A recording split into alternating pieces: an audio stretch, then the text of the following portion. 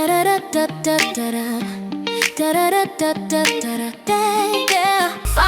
your path with the knowledge of others and become an illuminator for those who struggle. Guide their way just by being true and being in alignment, because it comes naturally to you. On self-discovery wisdom, we share to find inspiration with lessons for millions. We hope you listen. Good morning, good afternoon, and good evening, everybody. Welcome back to another edition of Mental Health Awareness right here on selfdiscoverywisdom.com. I'm your host, Sarah Troy, and my wonderful guest today is Nikolai Blinow. We're going to be talking about that four-letter word, ADHD. I know many people are looking at it and kind of feeling, is it a disability? Is it a curse? Is it this or that? And, it's not being treated in a way that we can really understand it. Truly, it is a gift if you learn how to manage it. And that is the big question here. And she is the creator of the Calm Hustle method. She's a TED Talk speaker, a licensed therapist in RI and MA with a national-wide license coming soon. Her why, after many years of struggling with her own burnout, inner perfectionist, overachiever, and eventually discovering that she has high-functioning neurodivergent woman with ADHD who has flown under the radar for many, many years. She's now passionate about helping people follow their let me restate that. She is passionate about helping fellow ambitious women with ADHD and their types of neurodiversities to embody success without the chronic stress, personal life consequences, chronic pain, autoimmune disease, stress-related health conditions, anxiety, depression, personal life changes, and the list goes on. She's a daughter of an Eastern European immigrant, an American woman with a higher education who was taught that the path to success is stability and financial success. And so she developed a tendency to work hard and be a perfectionist. After a year and a half of America Corps service and obtaining her perfect job, she realized that the secret to being happy wasn't creating the stability and achievement she thought she wanted.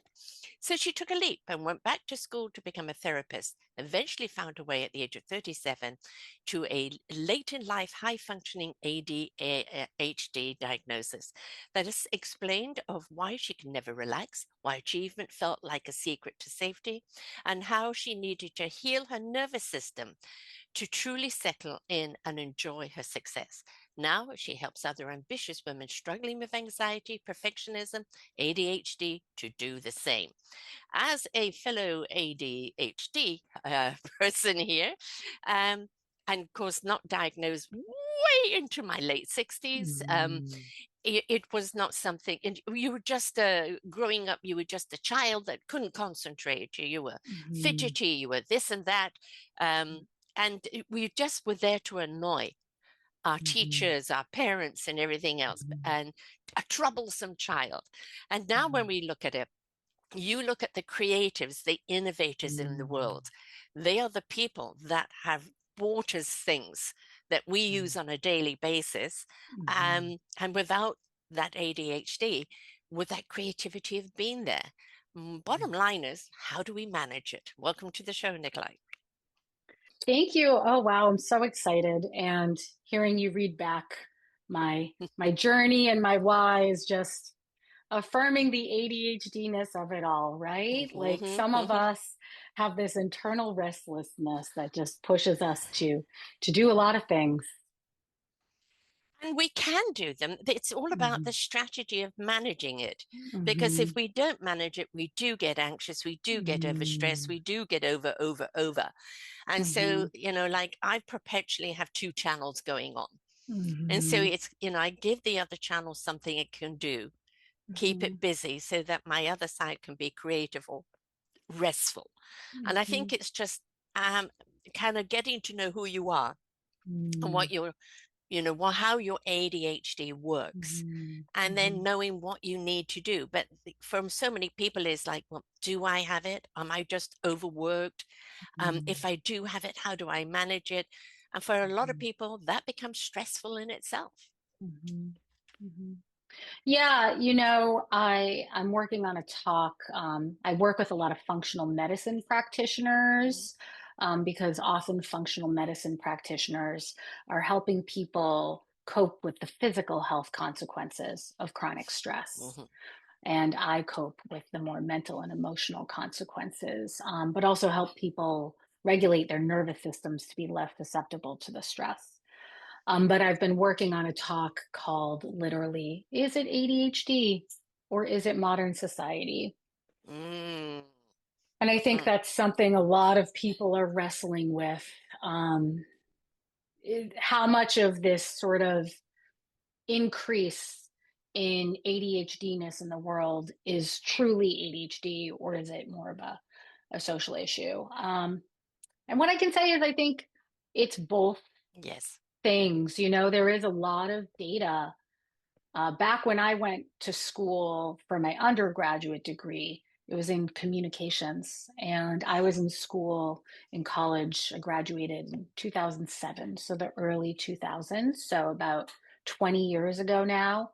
And even when I was doing my degree in communications, they were saying how the invention of the internet about 10 or 15 years before that had already started to show shifts Mm-hmm. in attention spans, Yes. that people were really changing the way that they consumed information, their ability to focus. And so I just want to Mm. acknowledge that's real. And that's something I think we're dealing with across the board. Um, and 100%. we also are seeing more people like yourself, myself, getting diagnosed with ADHD, especially women right now. The last I read, the average age of diagnosis for women with ADHD was actually 38. So a lot Mm. of us are getting diagnosed later. Yes. Yes. And Mhm. because there really wasn't much to diagnose Mhm. beforehand, or it was Mhm. treated as a deficit rather than it can Mhm. be an asset. Back to social media, I call it, everybody is into the headline syndrome.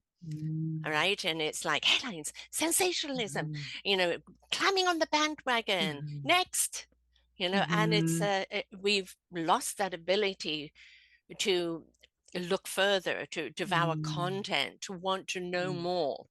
And Mhm. it is a rewiring of the brain, which is very, Mhm. very detrimental, especially to an ADHD.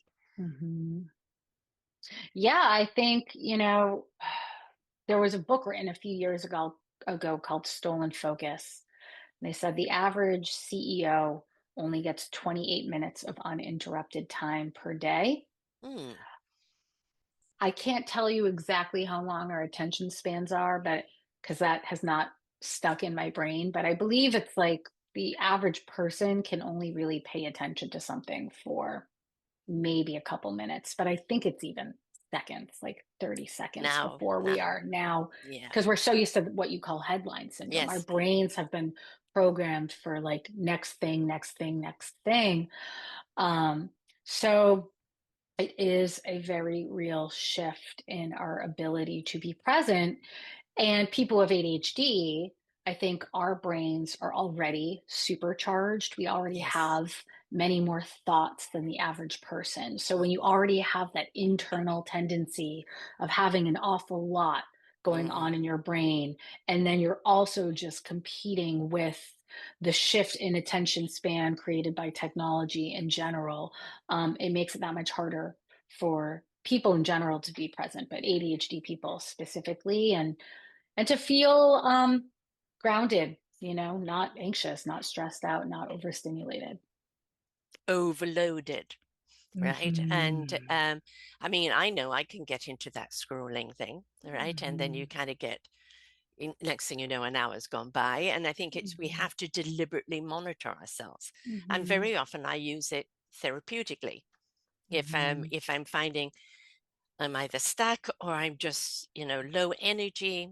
For me, I love watching the reels and either somebody singing or beautiful videos or some very interesting content that is up there, Mm-hmm. right? So Mm-hmm. I do go there and it kind of relaxes me because I think what it's doing is quietening the other down. But Mm-hmm. that is not the case for everyone. I know how it is to get lost in it.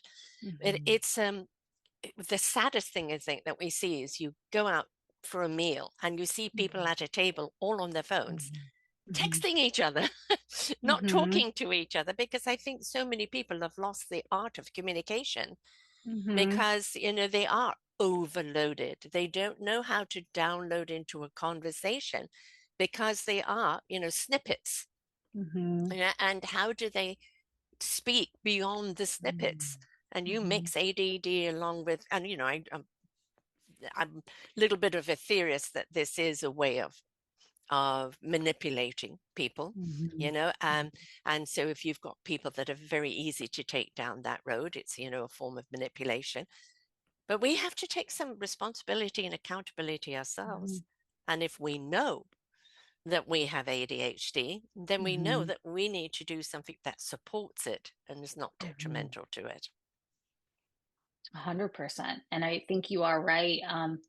In the book Stolen Focus, they talk about how so much of technology, quite frankly, is engineered Yeah. to keep us engaging with it, because the more we are on the technology, the more data the people Hmm. who own the technology are collecting, and that helps them sell us things or Yes. think about algorithms that are going to do other things. But I think ultimately, if we boil it down, a lot of people somewhere trying to sell somebody something with the It's all data that money, they get all from us e-commerce. being on. Hmm. Mhm. Hmm. Hmm. And so those platforms are specifically designed to keep you on them for as long as possible for all of us. And again, for ADHD people, I think there's the potential to be even more susceptible to getting sucked into a rabbit hole with it. I don't know about yourself and your clients, Mm, but I do know that, having mm, redirecting ourselves, like nature is a mm, wonderful way of decompressing. mhm, It's mhm, also a wonderful way of soothing, but pressing mhm, those creative buttons as well. mhm, And mhm, nature is the ultimate. But I find that obviously there are some people that are living in cities. Well, there's always a park mhm, nearby, right? mhm, But get out into nature, go and find something that calms you. And we have to, mhm, it's not a one size fits all, is it? You have to mhm, investigate what it is that brings you back down to center. mhm, mhm. Yeah, I was reading recently a research paper that my colleague April Snow had sent. She works with highly sensitive people, and a lot of ADHD people are also highly sensitive people. I think there's a lot of, yeah, me too, a lot of overlap. Um, but the research article was all about how people with high levels of sensory processing sensitivity are so much more influenced by their environment, Yes. and that can be a good thing and a not so good thing, Hmm. depending on the environment. Yes. So, when we're in positive, nourishing environments, it's actually a great way to sort of leverage the unique gifts that our sensitivity or our ADHDness brings out into the world. But if we're in environments that feel negative, and I think those can be tangible environments like your Yes. workplace or your Hmm. home, but it can also be digital environments too, Yes. like social media. When we're in negative environments, people with high levels of sensory processing sensitivity are much more vulnerable to negative health outcomes, Yes. especially like the somatic manifestations of stress and illness, like fibromyalgia or autoimmune diseases, um, high blood pressure, things that are just ways that your body is telling you, oh my gosh, I'm overloaded.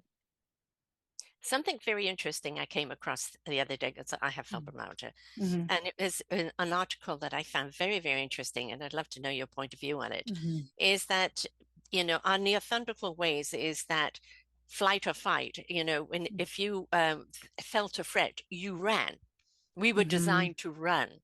Mm-hmm. Now we don't run, Mm-hmm. right? And so all of that energy is apparently stored at the base of our spine, Mm-hmm. right? And we're not releasing it. And I found that Mm-hmm. really, really interesting from the physical point of view, is that if we don't spend that energy gets trapped and can really kind of cause some other issues there. What do you feel on that?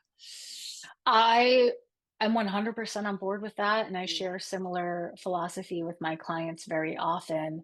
Um, I think ADHD people, a lot of the people I work with are people who would identify as either high achievers Hmm. or highly ambitious. Some of my clients would say, I don't know if I'd say I'm a high achiever, but I hold myself to a high standard. Yes, yes, Um, definitely and I high think visionary. exactly, I Yeah. have a high ambition, um, high level of integrity. And what I see in a lot of these ADHD people who are also highly ambitious, high people of integrity, is often there is a lot of holding in, Mm, right? And sometimes it's fight or flight energy. Sometimes it's the internal sort of energy that just lives inside yes, of you and following social norms and not yeah, wanting to feel like you're too much. And so they're holding in energy all of the time. And I often have talks with my clients about the parallels between trauma, you hmm, know, um, long-term consequences of like a fight or flight response that has been inhibited or dysregulated. And growing up neurodivergent in a neurotypical world, I think a lot of neurodivergent people have in the clinical world what we would call little t trauma. Like they don't mm, all have trauma the way we think of trauma, right, but at the level of their bodies, it feels traumatic because there's been a lot of fight or flight responses that have happened through a lifetime that have not had the opportunity to to be release. expressed. And Yes, so they turn inward on the body and they either affect the body or the mind through anxiety, depression, burnout. I so relate to that. Mhm. I've had fibromyalgia for 30 years, right? Mhm. And I'm a hypersensitive, also Mhm. sensitive empath. And Mhm. so just absorb all of those things, Mhm. right? Mhm. And it's then how do you release it? And actually Mhm. remember interviewing a psychic, and he said to me, my God, there's so many tears in you waiting to come out, but you don't cry, do you? And I Mhm. said, no, I swell up at commercials of puppy dogs and things like that. I don't cry. And I think Mhm. that is something that we almost become our own defense, Mhm. our own guardedness. But the more we do Mhm. that, the more we're trapping in. And then it Mhm. becomes something I don't know how to release. Mhm. Yeah, I think that's very real. And I think part of the work I do, I call myself a therapist, but also a nervous system Mm, specialist, because I was a yoga teacher before I was a therapist. Um, Professionally, I work, as I said, collaboratively with a lot of functional medicine practitioners, a lot of people in the holistic community. So I'm always thinking about not just your mind, but your body and yes, how your nervous system is feeling regulated. And I think a lot of us out in the world have been doing so much of that holding in. yeah, And then when you can't release, I think that's a sign that your nervous system has been deregulated. You yes. know, it's not flowing, things are Mm-mm, not flowing the way they are meant to flow. And you've learned to sort of get swept up in a way of living life that feels very forceful, very mm-hmm, regimented, very disciplined. And then you feel like you can't relax, you can't let go. And that's why you can't cry until maybe you're mm, crying over something that feels silly and you don't know why, yes, because your body's like, I need to let at least a little bit of it out. yes. Yeah, Mm-hmm. I think we kind of become our own worst enemy in many ways, right? Um, and I think that's not just for me. I think it's for many, many, many people. I'm of the generation where you do not show those emotions, Mm-hmm. right? It's like suck it up. No one's interested. Mm-hmm. To protect yourself, you put a barrier around yourself, and it doesn't matter how logical, rational you speak to that. It's like Mm-hmm. depression. Don't tell me to snap out of it. There is Mm-hmm. nothing rational that Mm-hmm. or logical to the way I feel. I just Mm-hmm. feel in despair and I don't know how to Mm-hmm. deal with it. It's not the mind telling me to come out of it, right? And I think that's what people do not understand. Oh, just think this and you'll be okay. It doesn't work Mm-hmm. that way, does it? Mm-hmm. Mm-hmm. Yeah, and I think a lot of people I see, a lot of my ADHD high achievers, sometimes they're their own worst enemy and they're also doing that to themselves. They're saying Exactly. things to me like, "Oh, I just just need to hunker down and do it, or I Yeah. just need more discipline. I just need to get it done. Get over Um, it. yeah, suck it up, Yeah. make it happen. And all of that is minimizing Mm, and neglecting our nervous system. yeah. We're not listening to the body. We're trying to get the mind to overpower the body. And really what we need is the mind and the body starting to actually work collaboratively and Yeah. getting each other on the same page. Do you think that's part of it is almost a fear that if they do come together, I'm going to completely break down. And then I've been so in control of this. Now without realizing, you're Mhm. in control, that when you let go of the control, you're fearful of what you'll be, puddle mess at the end of it. So do you think that's part of that? I can say I had a session yesterday where I think I said something to the tune of your mind and your body are very disconnected and they are not doing a great job of talking to each other. Mm, And so, one of the things I want to work on is getting your mind and body actually starting to communicate yeah. again. And that person said, that's really scary. Yes. So I think exactly. Mm, Sometimes we feel more in control when we try and live in our rational brain. right. We try and just push the physical stuff away. And so when I say to people, we're going to help you connect to your body, I do think for some people that can feel like, oh no, but are things going to fall apart? Am I going to Mm, get completely flooded? I'm already really stressed out. Is this going yeah. to take it over the top? Mm, Um, and what I say is this. I'm not going to say that can't happen. I can't make guarantees. Sometimes when you've been ignoring your body for so long, when you finally do pay attention, sort of like a kid who's been throwing a temper tantrum, if mm, you haven't been giving them attention and they finally get the attention, they might get a little bit louder for a little bit, but mhm, eventually they'll tire themselves out. mhm, Right, nothing can last forever. And also I think when you have a good therapist or a good somatic practitioner, we can also help you reconnect the mind and the body in ways that don't have to feel super scary. And we don't have to start with the hardest things. We can start in ways that start to develop your trust in your body instead of going right into the hard stuff. I'm going to ask about not people pleasing, but just that the responsibility that a lot of Mhm, people there, but if I do this and I break down, then am I still going to be able to work? Am I still going to be there for mhm, my clients? mhm, It's like I don't want to become this puddle where I'm now useless for anyone else. And I think mhm, that is actually something that for a lot of people, it's like, oh, it's okay, I can manage this, haha. mhm, Until eventually the cosmic 2x4 comes along, right, and makes it worse. But mhm, I think a lot of people are fear of losing that control, but also for a lot of people, I mean, I'm sure you find it amongst the healers, the practitioners, and everything mhm. else. It's like, will I still be able to be there for my clientele? Mhm, mhm. Um, well, I'll say this, I've sadly seen anecdotal examples, whether it's within my clients, usually, thankfully, not my clients, but even in my community where, I've seen practitioners who are my peers who are not managing Hmm. their stress and are not listening to their bodies. And sometimes it does come to a head, and I've seen people have to temporarily close their practices. Hmm.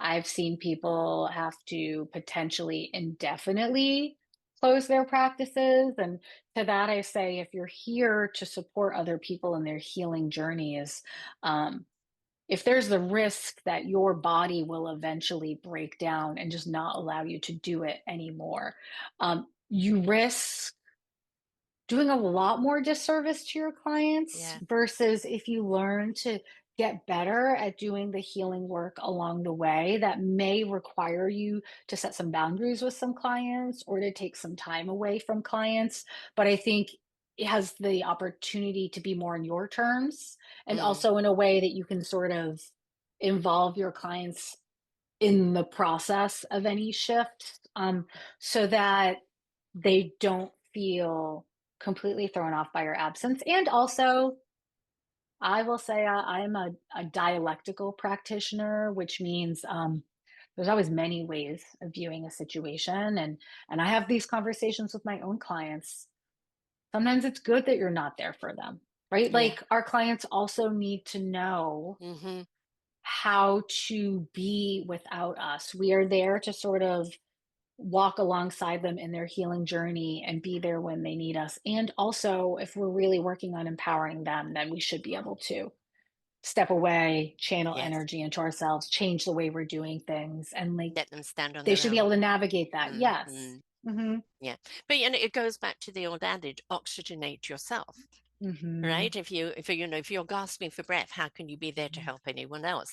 But I do feel in this world of anybody that Mm-hmm. is there for others, coaching, counseling, Mm-hmm. healing, they are, generally such givers that it is Mm-hmm. probably one of the hardest to get them to understand, well, now it's time for you.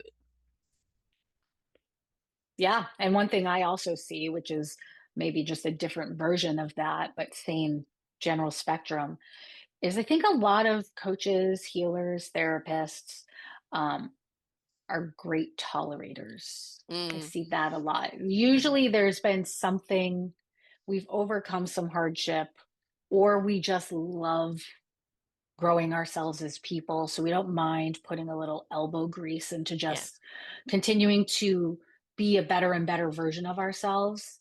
And so sometimes I think we're very good at giving and forgetting to fill our own cup, but we're also very good at tolerating Hmm. discomfort and stress. And I'm not sure that's always No. the greatest asset. It definitely is a double-edged sword. No. Definitely. Mhm. Um, I don't know, is this, Mhm. just somebody's heart that is like this, or would you say that this is atypical of ADHD? Like constantly pushing and going the extra mile and not Mhm. paying the attention, and then not hearing the other voice. Do you Mhm. feel that you see this a lot in ADHD people? I do. I think ADHD can can vary among people, and there's a lot of different ways that it can present. So there's no sort of one way that we see ADHD people manifest in the world. With that said, I definitely see, if we want to call them a subtype of people, or there's a group of these ADHD high achievers who have learned to be very resilient, learned to push. Sometimes in the neurodivergent community, you hear about masking. They're very Mm, good at sort of masking their ADHD by yeah. becoming overachievers, Hmm. uh, perfectionists. A lot of my ADHD people will also say they might be a little bit OCD. Hmm. And I think that's all just natural, sort of the nervous system trying to counterbalance the ADHD-ness of it all. And they do have big hearts. I think because so many ADHD people are also highly sensitive Yes. people, I think we just feel things and are Hmm. aware of things that other people don't feel Yeah. and aren't aware of, Sensory. right? Hmm. Exactly. So, in an effort to also heal the world around us, but also, if we're being frank, if the world outside us feels good, we Yeah. also feel good, Yes. right? So, I think we also develop big hearts because it's a way of also helping ourselves feel safe by Mm, mm, extension when we are also healing and attuning to other people. And I think we exactly. don't always realize that, but I think that's very real. Yeah. You want stability on the outside so you can find stability on the inside. Instead Mhm. of understanding becoming stable in the inside brings stability to the outside. Yes, and sometimes our big hearts want to Mm, reach out and help people or situations that are feeling dysregulated or just a little chaotic. And we think, oh, that will make them feel calm, that will make us feel calm. But when we ground our own nervous systems and we feel internally safe, um, potentially we can help ground the mhm, people or the situations that are having crisis, or we can develop, I think, some peace in sitting with, there are times where maybe life outside of us is going to struggle a little bit, yeah. and we don't always have to fix it. We Yes. don't have to shame it or push it away. We can just like be with it, be present, be non-judgmental, And coming back, I guess, to what I said about healers sometimes needing clients to be able to stand on their 2 feet without Yeah, us. Same thing for all of us. When, we have a big heart and we're seeing someone suffering, sometimes the most effective thing to do is ground ourselves, regulate our nervous system, and let them go through their process and yeah. just, be here as much as we can when they're out on the other side or when they come to us for support and feedback, but not try and force their work along. True. And I think the other thing too, as a sensitive is that there is that nature to want to get out and support everyone, no matter what's Hmm. going on. And Hmm. I always say, like, choose an arena that Hmm. you're going to be supported of. Hmm. You can pour your energy into that, and you literally have to just wish well to all the other troubles that are going on, but don't Hmm. partake, because then it's Hmm. just going to completely fry you, and your Hmm. ADD and everything about you would just absolutely go Hmm. chaotic. That's true. And I think as a provider, that's something I've had to work through myself as a mental health counselor. I've worked with depression, I've worked with bipolar disorders, anxiety, OCD, PTSD, borderline personality disorder, ADHD, many, many things. And in theory, I could still market myself to all of those people and try and help all of those people with all of those various challenges. But I also find for me, um, I get to really leverage my expertise and have the most impact when I focus on my ADHD people with perfectionism and anxiety and really I think a lot of what I do is help neurodivergent people heal from the hidden traumas of growing up Yes. neurodivergent in a neurotypical world and not realizing how much that has impacted your nervous system.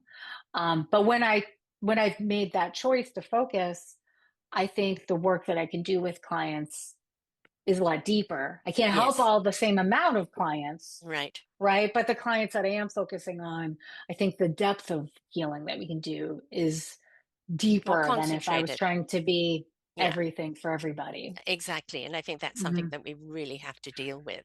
Hmm. ADHD people are generally very, very creative and want to see that Hmm. creation come to fruition, Hmm. and can be very kind of like hyper, but Hmm. maybe not necessarily strategic on how to Hmm. get it there. And then can be frustrated because why don't other people see it? Why are they not joining the Hmm. bandwagon and this and that? And and I think that a lot of that kind of packs in. But I think I'd like to address the word trauma, because a lot Hmm. of people think about trauma as somebody that's been abused, somebody that's, Hmm. being threatened, somebody that's had major death or this or that. Hmm. And I've been doing this 14 years, and I've done close to 3,000 shows, and I've heard some stories that are beyond trauma. How this Hmm. person is still walking, the courage, the strength, the abilities they discovered to be who they are today and whom they Hmm. serve today, despite what happened to them, is Hmm. exemplary. Hmm. But we're then inclined to, well, that person went through that, so therefore my trauma isn't very big.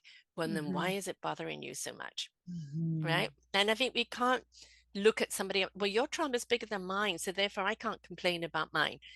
Hmm. If it's traumatized you on whatever level, it's traumatized you, right? And it needs to be addressed to be released. Otherwise, it will keep growing.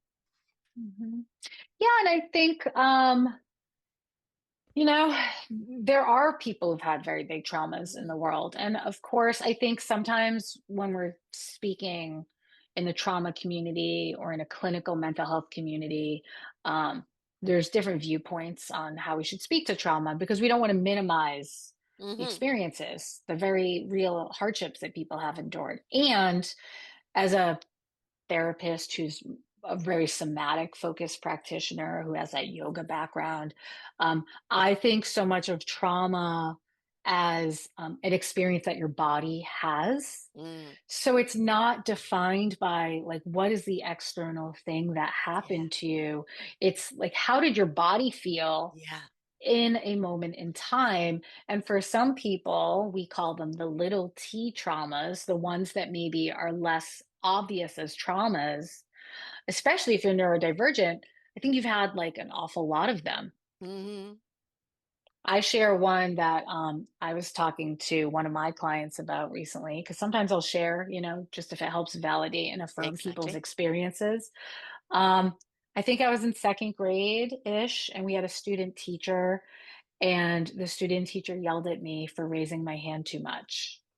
Now that's not traumatic, No. right? But little, probably 7-year-old me Hmm. in seventh grade Yes. is like really excited. I had some trauma going on in like my home life that obviously my teachers don't know about. Yeah. But for me, school was like an outlet and a place where I Mm. could thrive. And it was a place where I could put my energy and attention. And you thought you Um, were safe. and I felt very safe Mm. compared to at home. I didn't feel that way. So then to be the Yeah. ambitious little kid who's told basically, like, be quiet, Mm. that's not a trauma. And yet at the level of my body, it made me feel very ashamed. Like, ooh, Mm. maybe I shouldn't, I'm too much. Yeah. Yeah, I relate to that. I've been too much Mm-hmm. all my life.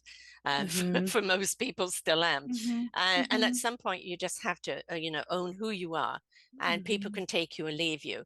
But Mm-hmm. yes, it's funny how we look back at things that happened and go, but why does that still bother me?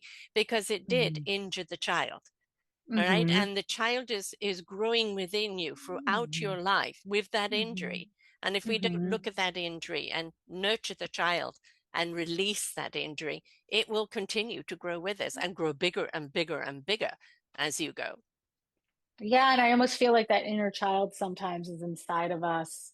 And if we think of our nervous system, maybe like a Hmm. fiddle or violin, Yeah. sometimes the inner child is like plucking those strings. Yeah. And that's when it's like, oh, yep, this is hitting an old wound, and that's our inner child telling us via our nervous system.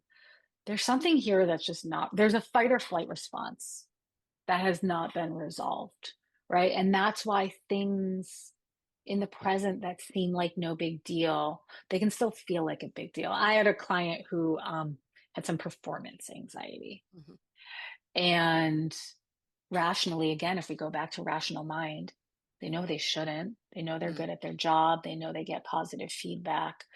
Um, but when we tracked it back to that inner child, there was a math class one day where they were the last person trying to finish a math worksheet, and every single other student got to get up, line up to go to art class, which was after, and had to sit and wait for this person to finish the math worksheet while everyone was watching them. Yeah. And they were the reason that everyone else was late for art class. Right. Performance anxiety. Yes. Because, yeah. Yeah. Yeah. And tell And me that's yeah, not that different, from exactly. performance anxiety. Exactly. Mm-hmm. And you look at these things and you go, well, that's Mm-hmm. ridiculous. Why can't you just Mm-hmm. overcome that? And we do Mm-hmm. kind of logically, we think we've overcome it, right? I Mm-hmm. look at all the things that have happened to me and I face it. And well, it's just like, what can I do about it? Just let it go and move on, Mm-hmm. right? But if we don't address it, it's not letting it go, is it? Mm-hmm. And then we carry it with us. And I Mm, think, today people have more permission to address these things and to mm, look at them and go, stop measuring it, comparing mm, it with anyone else. This is something that has you from moving forward. Um, mm, Permission is not needed. The only person that mhm, needs to have permission is yourself for mhm, you to find out what it is that's holding you mhm, back. And mhm, again, in my generation, it was just suck it up and move on. mhm.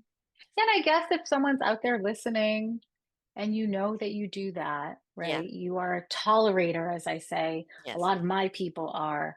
Um, Please, consider saying, no, I'm not going to tolerate anymore. I'm Yeah. not going to suck it up and move on, No. right? It doesn't Exactly. have to be this way. I can actually feel more free and more grounded and at peace. But I think there's almost a little bit of a choice or a trust fall that has to Yeah. happen into even like letting go Or knowing of how to let sucking it go. up and dealing with it. Yes, I, Right. I That I think think that's is right. the I big don't think thing is people the know how to do how. it. Yeah. Yes, Yeah. yes. I think that accurate. I think you're right. Yeah, okay, yeah, right. I'm Mm-hmm. carrying this around, but how do I let it Mm-hmm. go? Do I just talk to it and Mm-hmm. say go? It Mm-hmm. doesn't work that way. You do need that outside help Mm-hmm. that is going to help you navigate through these doors and be able to close them forever behind you. And we're not meant to do it on our own. That's what community is about, what that community has Mm-hmm. always been about. And Mm-hmm. people with their own unique wisdom that are there for you at the time that you need it. Right. Mm-hmm. And we've got to be open to receive that. And that Mm-hmm. basically is kind of what your platform is all about, the calm hustle method. Mm-hmm. We're all kind of hustling around, all right, Mm-hmm. trying to get out there and be Mm-hmm. something, do something, make something Mm-hmm. count, step up in our meaningful purpose. But Mm-hmm. it's like, how do we stay calm in it, Mm-hmm. attached to it, centered with it, that Mm-hmm. we don't get caught up in the chaos of it? Yeah, and how do we prevent ourselves from falling into the trap of hustling just Mm, out of habit? Because in a yeah, way, I think hustle and productivity can be sneaky, almost survival yeah. responses, right? When you're achieving, Hmm. um, it very much makes your brain, your rational brain, feel like, okay, I'm taking control. I'm doing something about whatever the challenge is. I'm finding my center of power. Um, but sometimes it's not true control. It's the illusion of control. And we have to learn to let go, be present, Hmm. regulate. Mm. Well, I mean, I had a monk on some years ago, a great Michel Pascal. And he would take people into Times Square and just Mm. say, to be the mountain amongst the chaos, to be Mm. still. Mhm. It's all very well meditating in silence, Mhm. but how can you meditate once you're in the hurricane? Right. And I Mhm. think that is so important because we're all going to Mhm. step into a hurricane here and there. Mhm. How do Mhm. we stay calm? Whenever a Mhm. crisis happens, we do not have Mhm. clear thinking. If we're, Mhm. right? So the deep breathing, center yourself, be calm. Now Mhm. you can start seeing a solution. But Mhm. I feel that society right now and most people are in that state of, Mhm. Mhm. Mhm. Yeah, and I think, I like using metaphor a lot because I think it helps our brain understand. And I like the analogy of the hurricane and just being the mountain. If we go back to achievement as survival, sometimes a lot of achievers, they're almost the people who are going to like put the backpack on Mhm. and like backpack out of the crisis. And it's not that that's wrong at all. It's that sometimes the answer is also to just like hunker down, Yes, right? yes, Ground and trust that, the metaphorical hurricane, whatever it is, will also pass on its disperse. own. And Yeah. sometimes trying to hike out of it, Yes. sometimes trying to be the achiever of it all is, yeah, how you get blown away in the wind. Exactly, exactly. Mm-hmm. And if I kind of call it that coming home to center, Mm-hmm. centering yourself, uh, Mm-hmm. that compass that's within you, all Mm-hmm. right, that core. And it's like when I go to my core, I'm in my truth. I'm in my Mm-hmm. equilibrium. If my Mm-hmm. core says don't do it, I don't do it. I've learned not to argue. Mm-hmm. If it Mm-hmm. says, okay, give it a try, then I know I'm on an exploration, right? But Mm-hmm. I think for so many people, especially with ADHD, it's like a seesaw, a yo-yo, go up and Mm-hmm. down, up and down. It's like, how do we center ourselves? How do we come back to being present Mm-hmm. so we know which personality is going what and where? And Mm-hmm. that calmness, I think, is the hardest thing for people to achieve, especially with Mm-hmm. ADHD. Mm-hmm. Yeah, I think a lot of us, the data is about 80% of the world is neurotypical. Hmm. About 20% of the world is neurodiverse in some way, shape, or form. Yeah. For ADHD people, they say it's about 10% of the population has ADHD. That means, those of us with ADHD spend an awful lot of time in environments that feel invalidating Yes. or unsafe. And it can make it hard for us to trust our own internal moral compass. And also, if we go back to the achievement survival loop, it's like achieving and masking or being whatever sort of the broader environment wants you to be can feel like the way to keep yourself safe Yes. physically, mentally, and emotionally. Um, but I just think also there's a price that we pay for that because, like you shared at the beginning of our conversation, um, ADHD brains have high levels of visionary ability, Hmm. creative ability.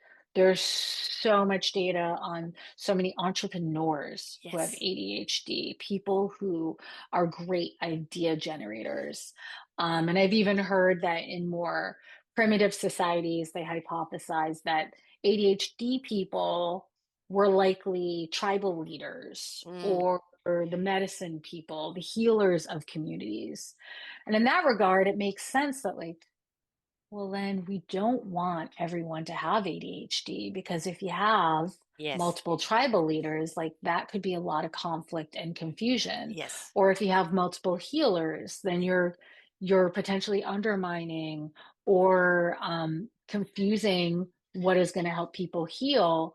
And so, from a social standpoint, I genuinely believe that there's so many benefits of ADHD, Yeah. but that so many people unintentionally learn to feel unsafe and learn to not trust their judgment because now our social structures have just changed. And in Hmm. modern society, we think we should be a certain way. And so Yeah. many ADHD people are trying to fit in that way and then feeling like there's something wrong with them when they Yes. maybe don't fit perfectly. That's been the story of my life. I've never Mm-hmm. fit into any of the boxes in any shape or Mm-hmm. form. In fact, I Mm-hmm. don't even see the box. And like trying to be, quote, normal was just gave me hives. I just, Mm-hmm. I tried it and I realized I became humanoid and not human being, right? And the Mm-hmm. beingness is really what drives me. Mm-hmm. And it was trying to bring those two together, which became, really hard to do for a very long time. And it was this expectation of what I should be. And that's why I call the shoulds and the societal, the education, the church, the state expectation of what we want you to be. You must Mm-hmm. conform, which starts at Mm-hmm. school or it starts in the church, Mm-hmm. instead of embracing the gift that you are and nurturing that gift and seeing what that person's contribution truly is designed for. And that's, I think we're more in that discovery of what our gift is now and not looking at Mm-hmm. it as, ADHD, defective. No, Mm-hmm. Mm-hmm. gifted. And now Mm-hmm. all that really needs to know is how do we manage it that it doesn't manage Mm-hmm. us? Mm-hmm. Yeah, and I don't know. I've been thinking um, in the background ever since you said manage it too. Is that even the goal, right? Is it something to be managed, or um, is it just something that we learn to leverage, embrace, live with, uh, maybe Balance? collaborate with? Mm, Yeah, balance, right? hmm. Because I think even the word manage almost Yeah, has a connotation that, like, someone mm, out there is telling us, yeah. there's still a bit of a problem here. But is it the ADHD that potentially has to be managed, or is it maybe society could also stand to be a little bit more flexible? We don't have control over what society does, but we have control, I think, over our own selves and how we want to regulate and how we want to embrace and leverage our ADHD. And I don't know, when I think about my own ADHD, are there challenges I have that other people don't have? Certainly. Yeah. I just ordered something, a package, can't find it. I think I threw it away. I think I literally bought something, opened it. It was a very thin package, and then recycled the packaging with the thing that I bought. That's a bummer. That's an ADHD working memory challenge, you know? Um, but I don't know if the flip side of that is okay, I'm really good at sitting in front of my clients and being able to say, okay, here's what I see in your nervous Yes. system that needs healing. And I can help people in a way that other clinicians, maybe who aren't neurodivergent, can't do that. You're Okay, seeing fine. between the layers, right? Yeah. Yeah. Yeah, yeah, that's the sensitivity. But it's, I don't know. I don't know if even that's something to manage or just like make peace with, or like you said, balance. Yeah, I think Just to balance understand. definitely is. I'm Hmm a person is I put something somewhere safe and forgotten where it is and never find hmm it again. Right? hmm Very typical. Um, hmm I'm a true colors expert, so the four key personality traits and the one trait organization and structure hmm lives next door. It's never been with hmm me. I've had to bring it over in order to be able to do what I'm doing here because there is a certain amount of but what I've done is that it's not structured, it's routine. And I've let hmm certain things, if I routinely do X, Y, and Z, then hmm I do them to completion. If I don't, if I try and do it out of that sync, then I'm going to hmm forget something. So it's realizing what works when it hmm works and to stick with that routine because you know you can complete. I think it's navigating in yourself, like what works for you, what doesn't work for you. Stop trying to be what, that hmm person does. The whole thing about the four key personalities and is in any business or in any group, they want somebody of each personality trait there because then they hmm complement each other. And it isn't hmm one over the other, but you'll always have an innovator that sees hmm things that can give those instructions to somebody who can build it. Right? We've hmm all designed for a real reason. And I think this one hmm size fits all needs to be thrown out. And hmm to embrace the fact that we are visionaries, that we can see a bigger picture, that we can see between the lines. Um, hmm I have a grandson with Down syndrome, and I've interviewed an awful lot of people with autism. Again, different type of gifts. They're not hmm defective. They're hmm gifted in the way that they approach. Like with autism, hmm they have visionary way beyond that we do. Once they've got their life organized, they know hmm who to have around them and who not. So they're hmm selective. That's something we could hmm learn from them, right? They hmm know what arena that is safe for them, and they live within those parameters, something we could learn from them. And with Down hmm syndrome, yes, there are learning challenges and they hmm learn at a slower rate, but they are so present in the moment. hmm They're hmm momentary, beautiful children. And hmm if we could learn to be more present in our moment, we wouldn't be, you know, if we're living for tomorrow or carrying yesterday, we're missing the gift of today. So hmm I think there's so much for us to learn from this neurodivergent and look at it hmm as it's your gift. What we have to learn is how to use our gift. hmm I firmly agree. You look, as you said, you look at the people that are the innovators, Richard Branson, Steve Jobs. You look at all of these people, neurodivergent, hmm right? hmm All of them. Excuse me. When it came down to the actual building of something, they couldn't be the builders, but hmm they knew how to recognize who the builders were. hmm So, in an awful lot of ways, they were the orchestra conductor.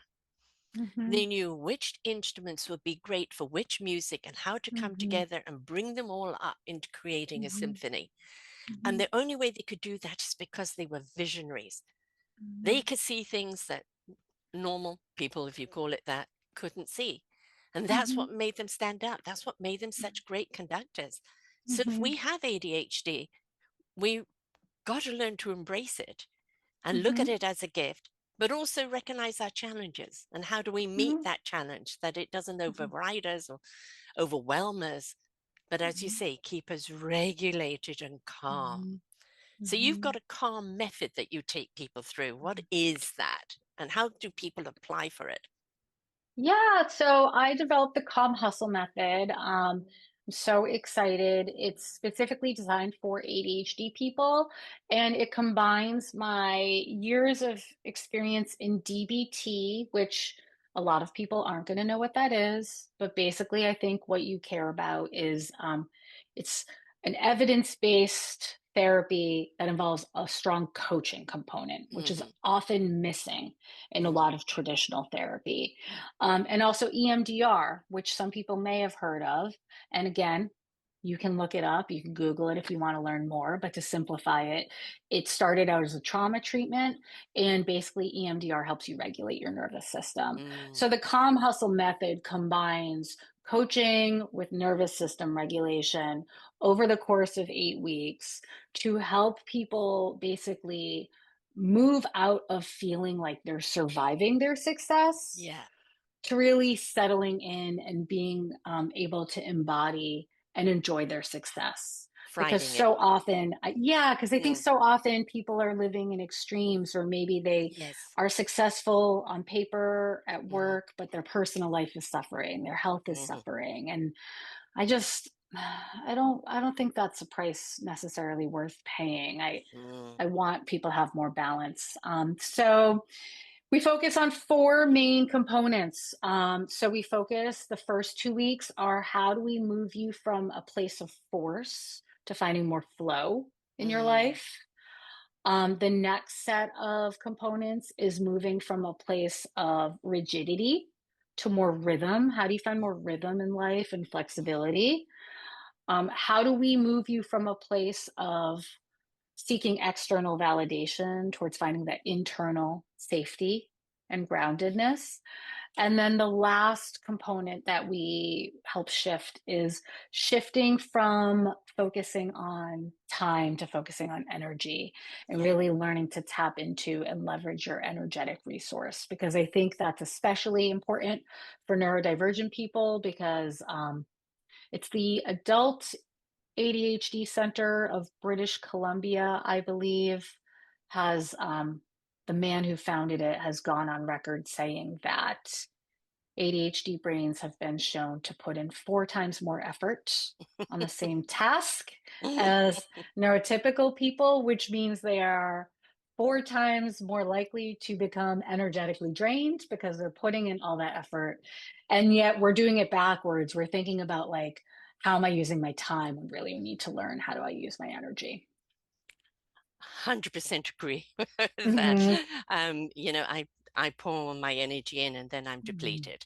And Mm-hmm. it's how do we manage that energy? And it is about being in rhythm and in flow, because Mm-hmm. then that energy rejuvenates naturally, right? But Mm-hmm. if we are rigid, or if we're, if we're too tight, we're holding the reins, and Mm-hmm. nothing can flow, right? And Mm-hmm. that energy can't flow. And we need to know what that is. So you have got a free gift for people, a free monthly self-care challenges for ambitious women with anxiety, perfectionism, ADHD who want to help experiencing success without stress. So can you tell us more about that, please, love? Absolutely. So if you go to my website, which is omempowermentpsych.com, I have a free resources tab. And underneath that free resources tab, you'll see my self-care challenges. Every single month, I aim for the first Thursday of the month at 7:45 a.m. Eastern Time. I send out a quick challenge. We're very overwhelmed and overloaded, so it's designed to be high impact with minimal effort, just like a little 10 to 15-minute practice that you can put into place to help start to reshape your nervous system. Because I think so often our inboxes are just filled with things that are stressing us out.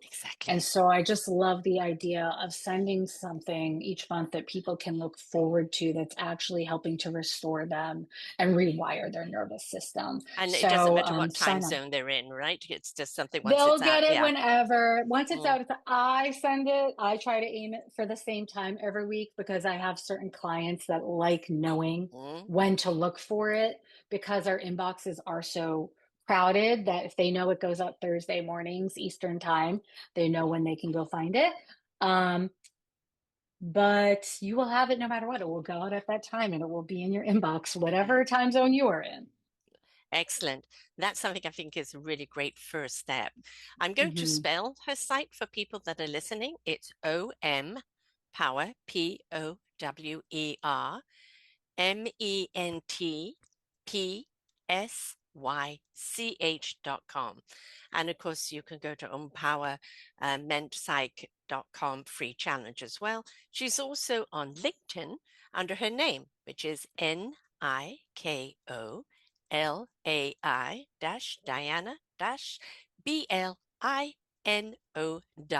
Reach out to in any which way that you can.